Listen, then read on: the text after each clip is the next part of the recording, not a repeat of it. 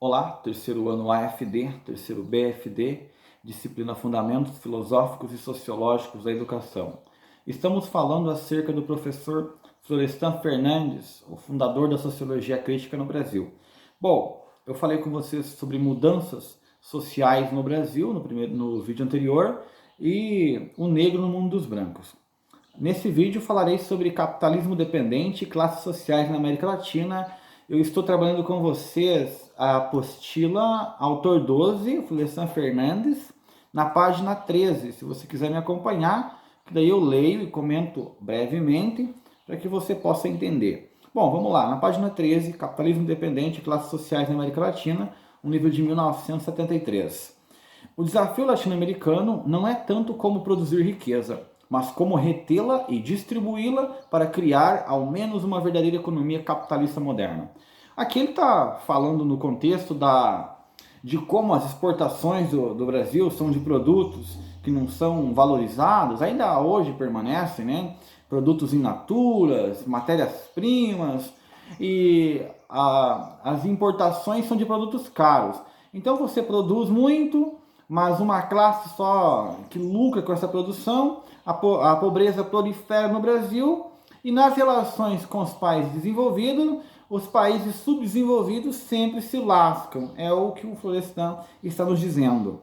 Os campeões da liberdade e da democracia, Estados Unidos, estão apoiando todo tipo de iniquidades para assegurar os interesses privados de suas empresas corporativas ou que supõem ser a segurança de sua nação.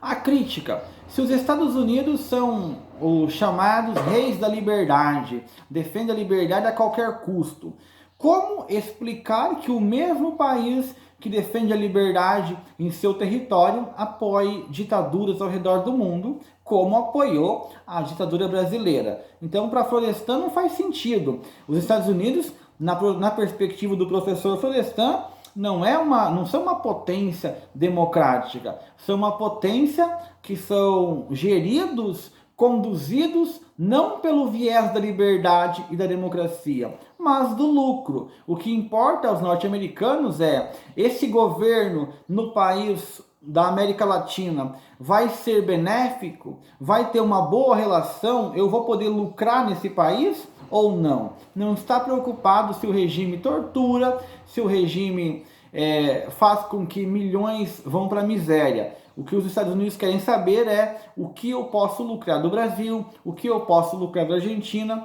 e assim sucessivamente. Então, os Estados Unidos, para Florestan, não são países que vão levar a democracia a lugar nenhum. São países que vão derrubar governos que exercem a soberania dos países em questão, né? Por exemplo, se tiver no Brasil um país que se fecha em relação ao assédio norte-americano, é muito provável que ele fala que o país é ditadura, que inventa uma desculpa, como fez em vários países ao redor do globo, né? E aqui o Florestan não tinha visto a guerra do Vietnã inteira, não tinha visto a questão do Iraque, enfim, estava bem em processo, a questão de Cuba e entre outros processos. Na parte 2 ali, capítulo 2, classes sociais na América Latina, a revolução dentro da ordem é bloqueada pelas classes possuidoras. Para Florestan, a democracia, através da democracia, provavelmente o Brasil ia permanecer como estava. E aqui não está sendo um teórico ditatorial. O que ele faz é uma análise da sociologia. Ele diz que no Brasil as classes possuidoras não deixarão que as classes subalternas cheguem ao poder. E as classes possuidoras são apoiadas pelo grande terrorista internacional, a grande proteção das classes possuidoras, que são os Estados Unidos da América. A relação é muito simples. As classes do Brasil, a burguesia brasileira, se curva para os Estados Unidos e, em troca, os Estados Unidos garantem essa burguesia no poder. Então, ela aceita ser explorada, ter uma relação desigual com os norte-americanos, desde que ela possa explorar as classes subalternas do nosso país. Diante da desilusão das vias próprias de superação do subdesenvolvimento, sucede-se a certeza de que a lógica do capitalismo dependente é inflexível. Nesse contexto histórico, surgem duas respostas imediatas às exigências históricas. Uma, alimentada pela intenção de destruir simultaneamente a dependência e o capitalismo, essa é a proposta da esquerda brasileira.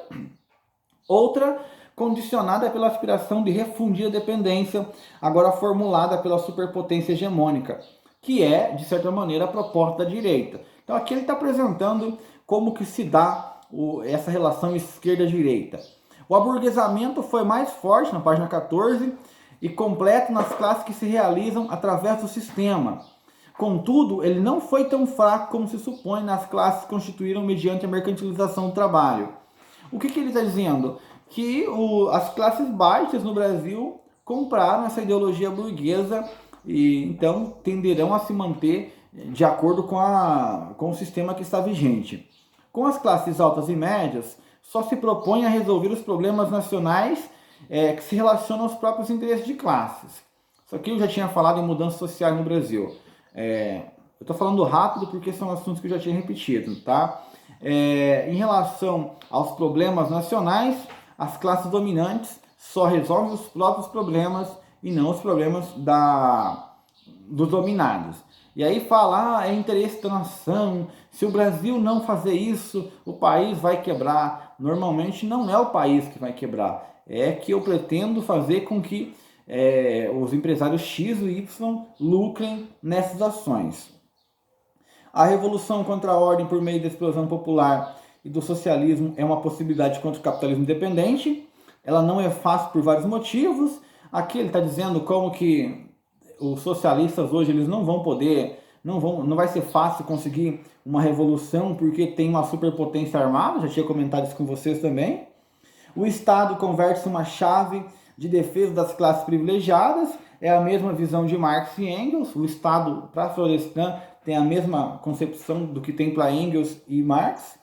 As elites dirigentes não tiveram problemas para conciliar sistemas axiológicos democráticos com práticas políticas autocráticas e autoritárias. Traduzindo, no que é mantido hoje o sistema de propriedade no Brasil? Mantido que nós temos direito, liberdade, o indivíduo, o liberalismo e o neoliberalismo diz que o indivíduo é livre para produzir, tem que ter direito à sua casa, se ele produziu é dele e tudo mais. Enfim, as liberdades personalíssimas que nós temos.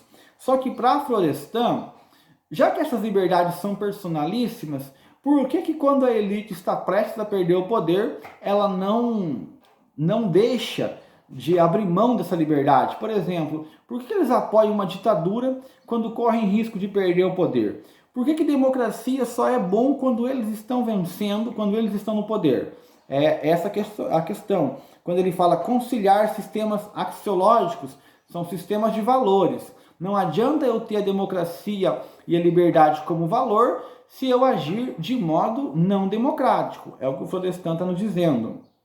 Bom, ali na página 15, na América Latina, de negrito, lá no final da página. Na América Latina, o capitalismo e a sociedade de classes não são produtos de uma evolução interna e que em si mesmo não constitui a maior fonte de problemas. Acresce que até o presente o capitalismo evoluiu na América Latina sem contar com condições de crescimento autossustentado e desenvolvimento autônomo.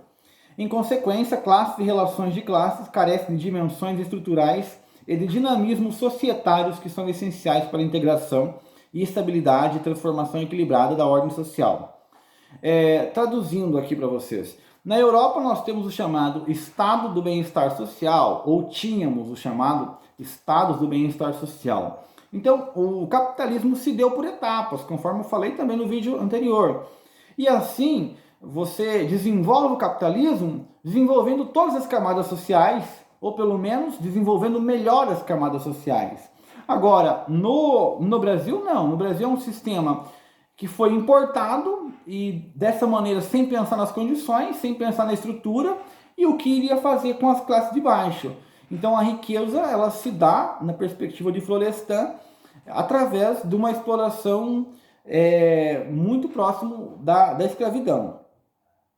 Aqui o Florestan fala sobre o seu posicionamento. Até agora a sociologia, com ela os sociólogos, nunca passou de uma serva do poder, mas isso não se deu porque a sociologia esteve condenada a se manter uma ciência burguesa.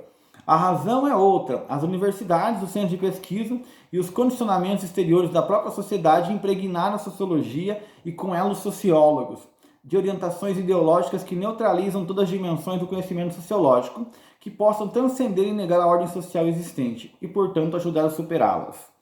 A maioria dos sociólogos adaptou-se por treinamento e por outros motivos a essa conformação mais ou menos imposta e dirigida. E o último parágrafo da obra, na página 16, a militância política do sociólogo, como e enquanto cientista, não exclui nem deve excluir a sua militância política como ativista de um movimento político-social de um partido. Aqui ele faz a defesa ao sociólogo que tem acesso ao conhecimento, que estuda, que analisa um país. Ele não deve se furtar de se posicionar. Não adianta você analisar o país e apenas contar o que está acontecendo, né?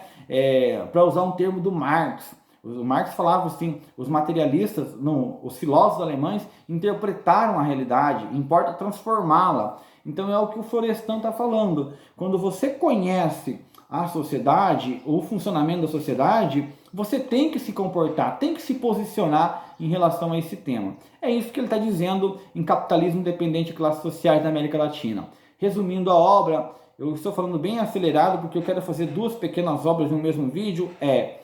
O Brasil é um semi-escravo, é praticamente uma subcolônia dos Estados Unidos, e as elites não têm o mínimo interesse em promover essa emancipação nacional. Porque se de um lado as elites são exploradas pelas elites norte-americanas e europeias, de outras ela consegue explorar as classes brasileiras, as classes baixas brasileiras.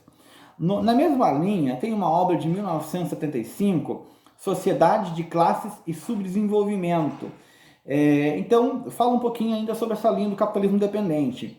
Lá na página 18. As multinacionais transferem grande parte de seus lucros acumulados para os países em que o trabalho assalariado é mais barato e que, sem dúvida, as beneficia, mas prejudica a classe trabalhadora. Aqui ele está dizendo assim, uma empresa norte-americana, ela não vai montar sua empresa lá nos Estados Unidos, porque lá vai ter que pagar impostos, vai pagar em dólar, ou no meio da Europa. Ela vai montar o produto, a empresa numa China, no Brasil, no Camboja, que é onde é possível pagar um salário mísero, posso demitir sem ter muito ônus trabalhista. É isso que ele está dizendo. Bom, na página 19, o subdesenvolvimento não é um estado produzido e mantido a partir de dentro, mas gerado e condicionado e regulado a partir de fora, por fatores estruturais e de conjuntura de mercado mundial.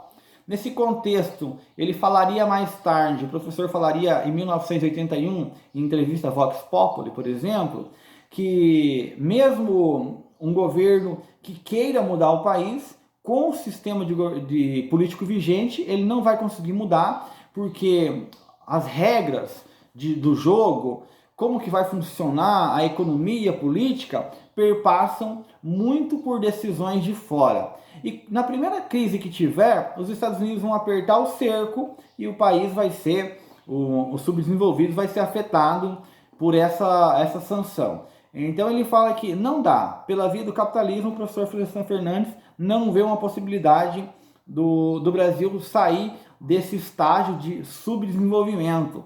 Ele fala que o termo, o Brasil é um país em desenvolvimento, é uma mera mentira, porque nunca vai se desenvolver, nunca vai dominar a cultura a nível mundial. É o que ele está dizendo. Um cenário narrado em 75 e agora em 2020 permanece.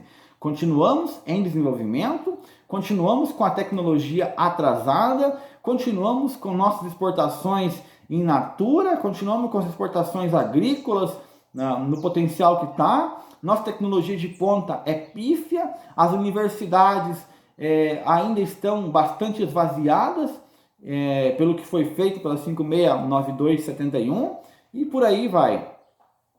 Todos os possuidores de bens no sistema econômico caracterizado capitalismo dependente possuem idênticos interesses de classes e a mesma situação de classe. Eles se polarizam positivamente em relação ao sistema econômico em sua formação societária. Os não possuidores de bem, contudo, distribuem-se em categorias distintas, não chegam a ter interesse de classe.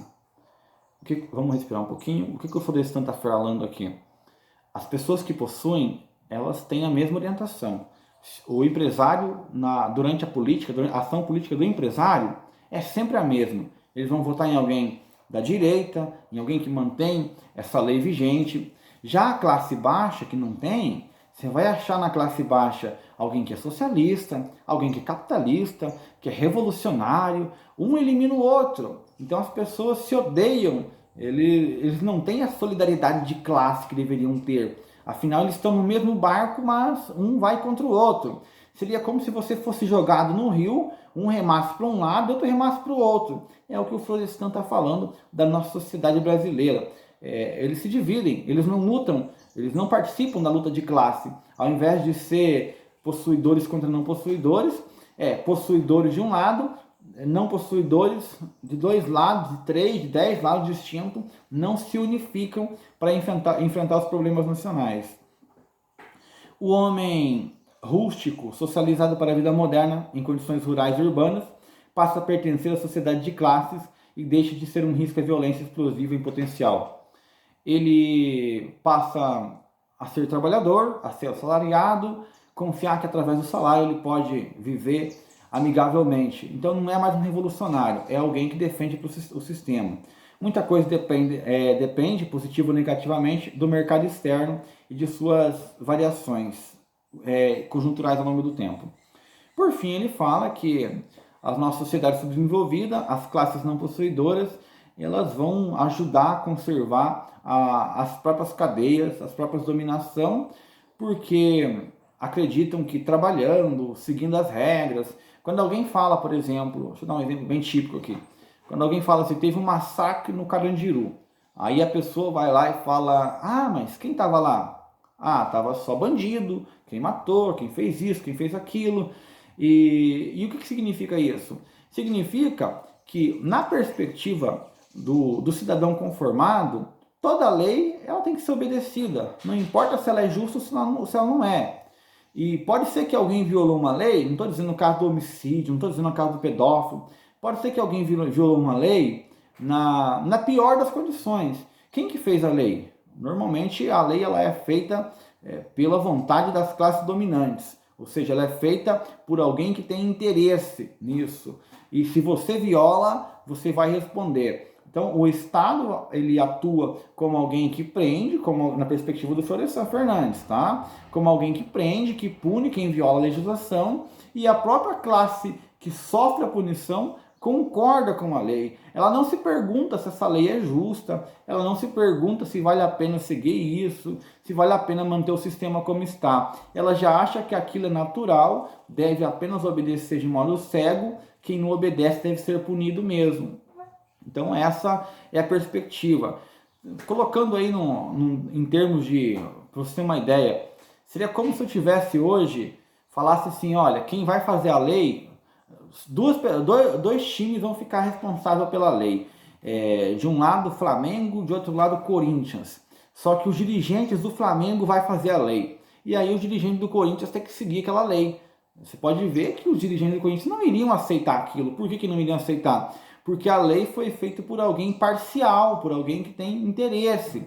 É isso que o Florestan está falando da nossa lei. Nós temos que pensar muito bem qual lei que vale a pena ser obedecida, qual lei que vale a pena ser modificada, ser discutida, porque uma lei que ela submete uma classe à outra, ela não é uma lei justa, não é uma lei imparcial, mas é uma dominação de classe que se perpetua de geração em geração.